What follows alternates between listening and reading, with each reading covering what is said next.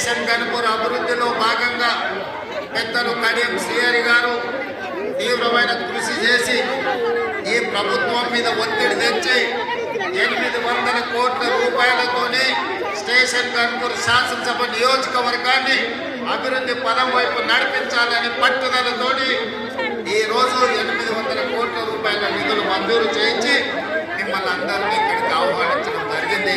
మీరందరూ ఇక్కడికి వచ్చి అభివృద్ధి కార్యక్రమంలో భాగస్వాములై స్టేషన్ గన్పూర్ ఉమ్మడి వరంగల్ జిల్లాకే కాదు తెలంగాణ రాష్ట్రానికి అభివృద్ధి కార్యక్రమంలో ఆదర్శంగా నిలబడడానికి ఇక్కడికి పిచ్చేసి మిత్రులారా, ఈరోజు ఈ ఓరుగల్లుకు గొప్ప చరిత్ర ఉన్నది.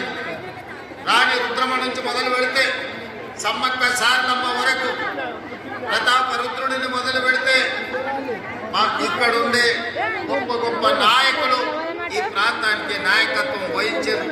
ఒక కాళోజీ కావచ్చు, ఒక దశరథి గారు కావచ్చు, లేకపోతే ఈ ప్రాంతం నుంచి దొడ్డి కుమరయ్య గారు కావచ్చు, లేకపోతే సర్దారు సర్వాయి పాపన్న గౌడు కావచ్చు, దాశరథి కావచ్చు, పాల్కుర్తి సోమన్న గారు కావచ్చు. ఈ ప్రాంతం చైతన్యం కలిగిన ప్రాంతం. ఈ ప్రాంతం తెలంగాణ ఉద్యమంలో ప్రొఫెసర్ జయశంకర్ గారిని ఆదర్శంగా తీసుకొని అభివృద్ధి పదం వైపు తెలంగాణ ఉద్యమం వైపు నడిపించిన ప్రాంతం. ఈ ప్రాంతానికి ఒక చైతన్యం ఉన్నది. ఈ ప్రాంతానికి ఒక ప్రత్యేకత ఉన్నది. ఈ ప్రాంతం తెలంగాణ రాష్ట్రానికి ఆదర్శంగా నిలబడడమే కాదు, తెలంగాణ ప్రాంతానికి సమస్య వచ్చినప్పుడు నిటారుగా నిలబడి కొట్లాడే కాకతీయ యూనివర్సిటీ ఈ ప్రాంతానికి ప్రాతినిధ్యం వహిస్తున్నది.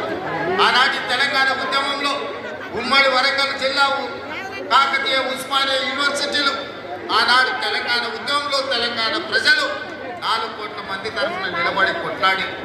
అందుకే ఈ వరంగల్ అంటే నాకు ప్రత్యేకమైన అభిమానం. ప్రజా సమస్యల మీద స్పందించే నైజమే కాదు, ప్రజా సమస్యల కోసం ప్రాణ త్యాగాలు చేసిన ప్రాంతం వరంగల్ ప్రాంతం.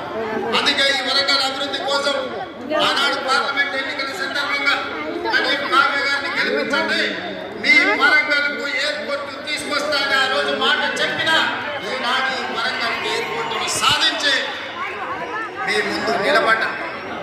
ఇదే కాదు, రైల్వే కోచ్ ఫ్యాక్టరీ కావచ్చు, లేకపోతే అండర్ గ్రౌండ్ డ్రైనేజ్ కావచ్చు, వరంగల్ కౌంటరింగ్ రోడ్ కావచ్చు, అభివృద్ధి పనుల కోసం కాళోజీ కళాక్షేత్రాన్ని పూర్తి చేస్తామని ఆనాడు చెప్పినాం.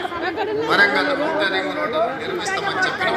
ఇవాళ ఈ అన్ని కార్యక్రమాలను పూర్తి చేయడానికి వరంగల్ నగరానికి 6,500 కోట్ల రూపాయలు మంజూరు చేసి ఈ వరంగల్ నగరాన్ని